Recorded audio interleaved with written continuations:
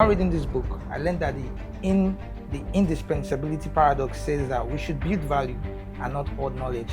A leader that knows his identity is not afraid to pass down knowledge. Even when you are not actively saying or trying to be at the front, you are still being seen. Your footprint is all over, especially when you do quality work and when you add value. If you are hoarding knowledge, you are a failure. So now you would agree with me that in a game of chess, the queen is the most, if not the most desirable piece on the chessboard. And why is that? I choose to believe that is because the queen is multi-directional. She moves in different areas and as such has a lot of functionality to her role. Now if you look closely here, I have with me the queen and the pawn. The pawn moves in a unidirectional way. But now, this is where it gets interesting. As soon as this pawn moves to the end home of the opponent's side, it has the potential to become a queen. And that's you right there, becoming the sought-after professional. You might see yourself as just an ordinary professional, but I want you to know that there are things that you need to do. There is a process to you metamorphosizing into becoming the queen, the sought-after professional. And now I have the privilege of having the author of this book with me on set today, Mrs. Bami-Daramola, with over 2 decades of mastery and relevance within the accounting sphere. Hi, Ma. How are you doing today? Hello, thank you very much. Thanks for having me. Good to have you on set today. Thank you. And I also have with me here Mrs. Victoria. Could you say hi to the people out there? Hello, everyone. I'm happy to be here. That's and beautiful. I hope we have a productive session. I don't know if you were following, but from the last podcast that we had, it was a really insightful and impactful one. And I'm sure that today's one is going to be a moment of clarity, a defining moment for you where you would have gold in hand today. So, Ma, I have some questions while reading this book, and I really would like to discuss because I want it to be a very interactive session where we'd have a discussion around what's happening. Because I understand that while you were writing this book, you had it in mind to cause a shift within the mind of young professionals in the industry. Most That's people right. we're just living. Now people say there's a difference between surviving and living. Yeah. And in this part of the world that we are, most people are actually trying to survive and not actually living. So I know that you have this mandate to bring about this idea, this mind shift, this transformational knowledge. And this is you in a bid to push it out there. And how more can people get this clarity? How more can this message reach people other than we having these conversations around and putting out there? So once more, thank you for making yourself available for this moment. Thank you. All right, so it's my understanding now that you say that competence makes you employable, right? And indispensability makes you difficult to replace. Now, I can't help but wonder that what is that biggest mistake that competent people make that keeps them stuck at being employable? Now, this question goes to you, Ms. Victoria. Okay, so thank you very much. I would like to say that being technically competent means you understand what is required of you. You do it, you turn out quality deliverables. But beyond that, what else, like what add-on value do you also bring to the table? And that is what keep the technically competent ones just at being employable. The indispensable individuals, the indispensable professional, they go the extra mile, they bring more value to the table. They are also doing what is required, they are also turning out quality deliverables, but they also have adds-on value that they bring in that makes them distinct, that makes the leadership of where they work protect them. And there's a part in the book that speaks about being protected and being promoted by the leaders because they know how much of a gold you have to have you in their organization. And this could be in areas of maybe mentoring the younger ones, like your subordinates, being someone that's easy to work with at the end of the day. When it is time to work, your subordinates are excited and willing to work with you. You are not a difficult person to work with. And aside from that, even outside of the organization, in your industry, what are you doing differently that makes you seen, that gives you that digital presence, which the book also covers? So that's... Let me quickly add something to what Please she do. has said. She has answered the question accurately, but I would just like to do this. Like the aspect where she mentioned being protected or being promoted by the leaders or by the board. When you to become indispensable, when you take responsibility for the fault of your team, oh my God. I don't know if any of you have ever experienced it. When your leader takes responsibility for your failure, for your The mistake, Yeah. how do you feel at that moment? Yeah, You feel I you feel feel safe. so safe, so protected, and all that. Yeah. So it's one key skill that every sought after professional must have. Your ability to protect your teammates, your team members. You are the leader, yes. When they make mistake, what do? Do you push them forward or you stand at the front to take all the blame? That's what makes you stand out. It makes you exceptional. It makes you indispensable. All right. So that's just what I want to add to what she had already Thank you so mentioned. much for adding that. Now, your answer, the answer you gave to this question, draw my attention to something that I have noticed within this part of the world, what applies to our demography as a people in this part of the world, and it's this idea that now I understand that this while reading this book, I learned that the indispensability paradox says that we should build value and not hoard knowledge.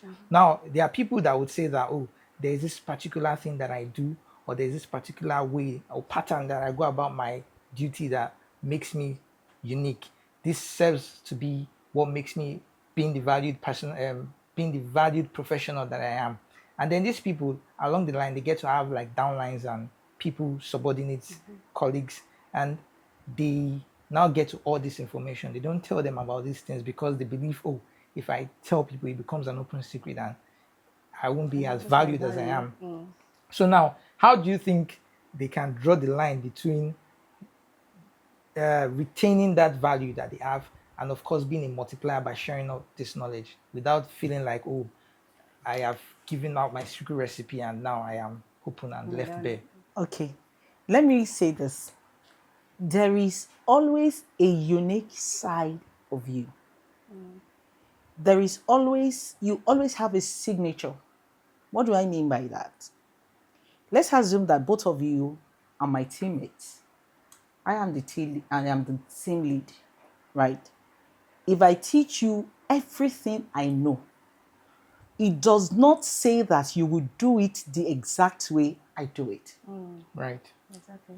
Okay? So a leader that knows his onions, a leader that knows his identity is not afraid to pass down knowledge. Because I am not afraid to pass down knowledge because I know that we all have our uniqueness. I have had signature over time.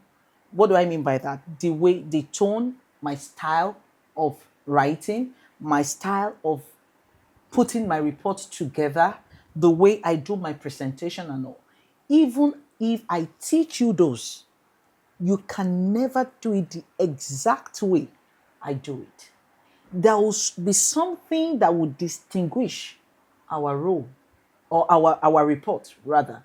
Okay, so that is why I always say that the proof of a quality leadership, the proof of a sought after professionalism is in you imparting the next generation. If you are hoarding knowledge, you are a failure. How does the company progress without you? I'm not in the office and nobody is able to do what I do. That does not prove to me to be indispensable. It is a proof of my failure. That is not the quality of a good leader. No, you pass down knowledge. That is what makes you indispensable. People, organizations are looking for people that are good, that would also Transfer the knowledge. transfer the knowledge. Transformational Apostle Paul leadership. said something to Timothy. All right. He said, the things that you have heard from me, okay, said, teach it to men who are able to teach others. That is succession plan, which is key for every organizational structure. If you don't pass the knowledge, how does a company continue? Okay, we have not employed you to hoard all the knowledge and sit down and die with it. You must not, a sought after professional shouldn't be afraid to impart knowledge. No. We all have our uniqueness. That I teach you what I know does not mean that you take the job away from me. Right. No. As a matter of fact, that is what makes me more relevant in the organization. Wow, thank you I for would that also like beautiful to answer. add that the beauty of a leader is the ability to replicate versions Himself. of yourself. So it might not be the exact versions like she has explained. There will be a unique version, a unique side to you, but the ability to replicate versions of yourself is what makes you a good leader. So Wow, thank you for that beautiful answer. And I think I'll pick the fact that you said a good leader knows his onions and then does not feel threatened by subordinates. Now, that leads me to my next question. As a sought after professional, you have a lot of ideas bubbling up in your head. You're coming with so many modern solutions, sustainable solutions, and you're bringing it to the team. But you have this line manager that needs to approve every single thing that you bring, who feels threatened by whatever ideas you're bringing. And as a result, he kind of like limits whatever it is that you can do. What's your advice for the sought after professional? How does the sought after professional handle this to still be without even killing? Because at some point, it might feel frustrated. yeah. Let's get to empathy here and emotional intelligence. It might feel frustrated and we'll even be tired at some point and be like, especially if this guy has the final say. He'll come with a lot of ideas, submit it, and before you know it, the man will look at him like, nah. Look at him and say, what's this rubbish you've done? And might even say some condescending words. So what can the sought after professional do to ensure that they still retain this momentum and still run with the fire? Every professional must understand the place of politics in the workspace. The word politics I mean here is know how the game is played. There is nowhere politics is not played, even in Christian organizations. All right? Now, the Bible says something. Wisdom is profitable to direct. Yeah. And I always emphasize the place of humility. I have a line manager who is strengthened by my smartness, by my intelligence, and all that. I have a way of catching him. Number one, I am humble to the core. And what do I mean? I will give him my idea. I can even develop the idea and say, sir, append your signature. He doesn't take away anything from me.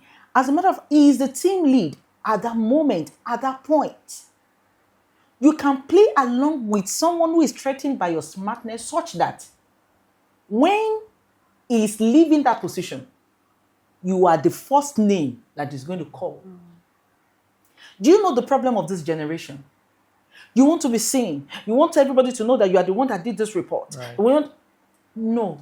When you have a leader, let the leader lead, irrespective of your smartness, of your intelligence, of your idea. Submit your idea to him.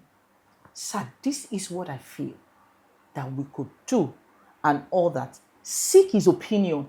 Let him feel relevant. Let him feel as if he is the one that has the final say on it. Push it to him. All right? That is how to go about it. You must have wisdom. Then secondly, I want you to know that, yeah, there are some people that are sadists. We have some people, some managers that are on the extreme, they want to frustrate you. There is something I've learned over the years. It is not only your line manager that sees your work. Yes. People observe. Oh my God. People do observe. They know. In fact, when they see your report, even with your team lead signature, they know that you are the brain behind it. Remember I said something earlier about uniqueness. The way you write your email is different from the way every other person writes their emails. Yes. There are some things that are peculiar to you that over the time, the people you relate with, the people you report to, they are already used to it. When they read an email, they already know your style and your language. Even though it has someone else's signature on it. People are observing. They know. He doesn't have the final say on your promotion. He is just your team lead. When the time for promotion comes, you'll be shocked that your immediate boss does not have the final say in promoting you. Let me give you a shocker. Let me tell you something interesting. I resigned Okay. Of course, I gave the letter to my immediate boss, who took it to the head of finance. And within few hours of my resignation, the whole organization already knew that I'd resigned. Why? What happened? What transpired? Why should one person resign and it's like the whole organization is turning upside down? And the next morning, as I was dropping my bag, somebody came to me and said that the MD of the organization, I'm not talking about a small organization. I'm talking about an organization that had, as at then, they have over 500 staff all over Nigeria. Wow. So it's not a small place. What am I saying? I have never reported to the MD directly. He has heard about me. He has read my emails. He has seen my report before. Did you see that? Yes. So when he called me into his office to have a one-on-one chat with me, trying to convince me to stay back, what he promised me, even my immediate manager cannot promise me that. My head of the department cannot promise me that. So don't get scared. Play along, be humble, and above all, pray. There is no one God cannot change. I have been there, I know. On your knees, you can turn the mind of anyone around to your favor. And you'll be shocked at the way the person will just turn around and begin to work for your good. Right? So that's my submission. And really eye opening, because I'm seeing it from the angle of we wanting to be at the forefront as young professionals. That is the order of the day. You want to be seen. It's important to be seen in certain organization, but even when you are not actively saying or trying to be at the front, you are still being seen. Your footprint is all over, especially when you do quality work and when you add value. Now, this entwines with my next question. I think you answered it, or I picked an answer to that question that I had in my mind from something you were saying earlier. But I just want to put it out there for people that need clarity on this. Okay. Now, from your last podcast, I watched it and I saw a part where you mentioned that you you worked in different units within your accounting department at your former space of work, and that just gave me a challenging question, that a sought after professional that is competent and knows what they are doing and has direction and has this whole plan skilled up for themselves and all that, but due to the kind of role that they are functioning in, they've just been posted to a particular unit, and it's just wash, rinse, repeat over, wash, rinse, repeat 7 days a week, 30 days a month, and they keep doing that. They do not have this opportunity to go through other departments, and they want to build this institutional intelligence. How can they go ahead, and what's your advice to them on how they can get knowledge from these other departments and make themselves more valuable? Okay. Yes, I'll speak from my experience now. All right. Like I said, I was able to move from different units of my, I worked in different units of my department then. But one thing that stood me out was this, that I was not just a professional. The value I bring to the table, everybody noticed it.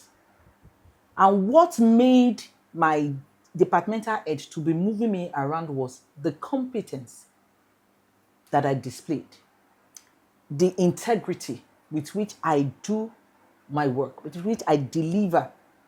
Okay, I was resourceful. So anytime they are looking for somebody to undo something, they feel that, oh no, Toyin can do it. Because many times I remember, okay, like twice, I remember that. I will get to the office, they will tell me, you are reporting to so unit today. Ah, why? I said, like, yes, there is an issue there for you to go. And I was just an ICANN student. I was not yet qualified. But they are seeing something in me that is very valuable.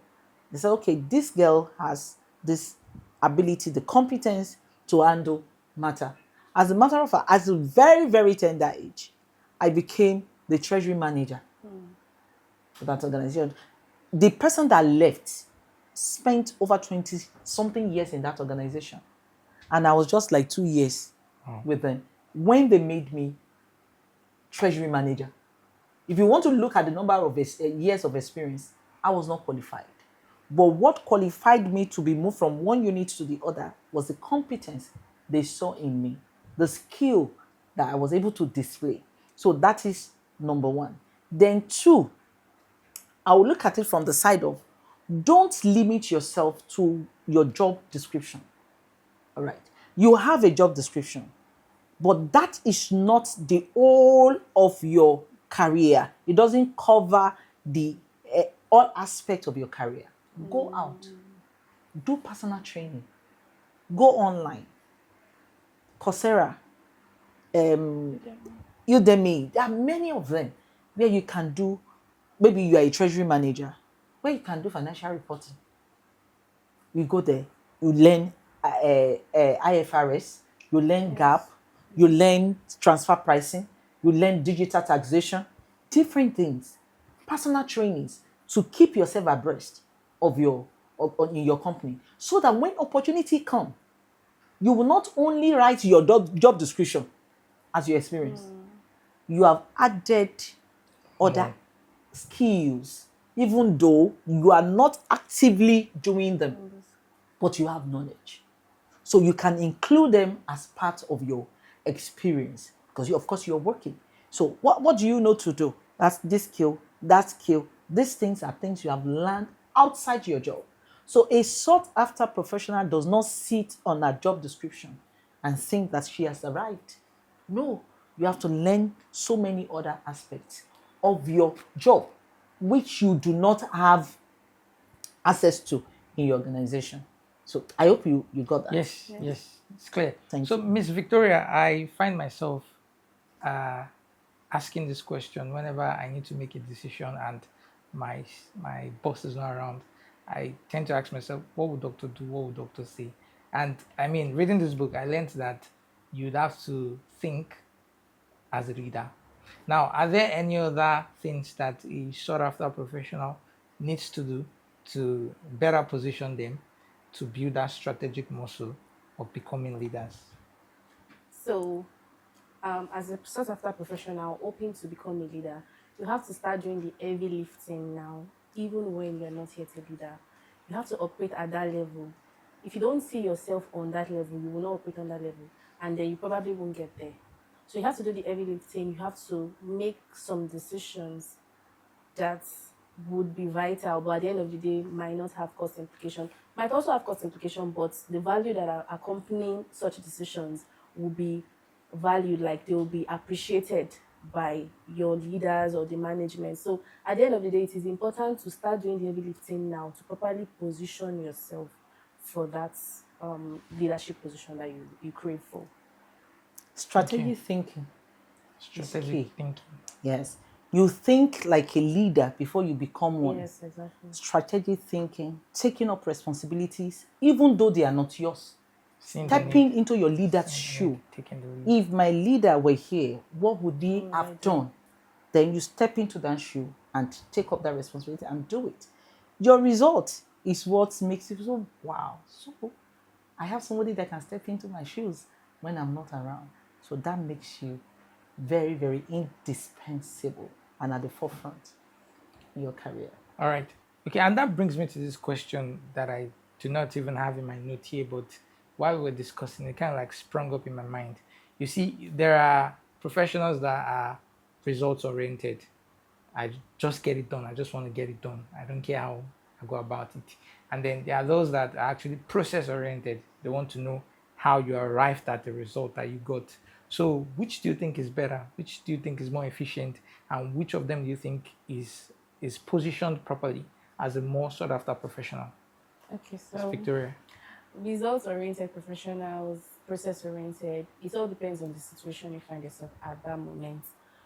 For being result oriented, it might be as a result of strict timelines. You have to turn out a deliverable immediately or within a very short period of time. However, you still have to be conscious of the quality of what you turn out, because while you are being result oriented, you might skip certain things which would at the end of the day affect the overall output, and then it will give a scar on your image or something at the end of the day. So you have to be conscious. This is the quality I am supposed to put out. So even if I'm being results oriented, even if I'm being process oriented, there's something I need to do and I have to do it well. So So I will just add to what she said. Process is very, very important in everything we do, because the quality of your process determines the quality of your report or your results. So saying that result oriented or process oriented, which one would you prefer? As a matter of fact, I will choose process oriented. Yes, process oriented, because my process determines the quality of my process, determines the quality of the result that I am going to get. A sought after professional will pay attention to the process and ensures that he gets the right figure into the report is going to turn out. Okay? Because understanding that a little tweak or a little mistake in whatever you do disrupts everything. And that might mislead the management in their decision making, and which no one want to be a part of. So the process is very key. And I think that is what every sought after professional must pay attention to. I mean, this brings more clarity that the process really is what births the result. Yeah. And I think what goes on in the mind of results-oriented professionals is usually as a result of the time that they have, the schedule. They have a deadline to meet, and they're like, instead of me doing it, why not just spread it across 4 of my downlines who are probably inexperienced and might not be able to handle it with the kind of quality that you'd handle it if you. That is the place of system. That is the place of structure. When you already have a template for doing your stuff, it won't take you time. You might not even need people to attend to it. You already have a built system to produce this kind of results that you want. All you do is just input your data and you get your accurate result. Right. I think that helps. I'm sure you are accountants. You work a lot with Excel, so you must have created a lot of formulas for yourself. Templates, yes. It's beautiful. So there you have it, people. I mean, it's not gainsaying that from today's episode, I myself personally have gotten a lot of clarity and in-depth knowledge. I mean, I read this book over, but discussing and having this conversation, I still see some keystones that I missed out while reading. So I rather would not say you should go ahead and buy this book, but I would say that get yourself a blueprint, get educated, get inspired, get motivated, because that part that you want to get to, you yourself can put yourself there. And one of the ways is by giving yourself the knowledge that you need. Wisdom is the right application of knowledge. And how can you have that knowledge if you don't seek knowledge? One of the ways of seeking it is flipping through the pages of this book and applying whatever knowledge it is I've gotten from here. So you're in and out to get it, the link in the bio. Thank you very much for joining us today, and see you next time. Toodles! bye.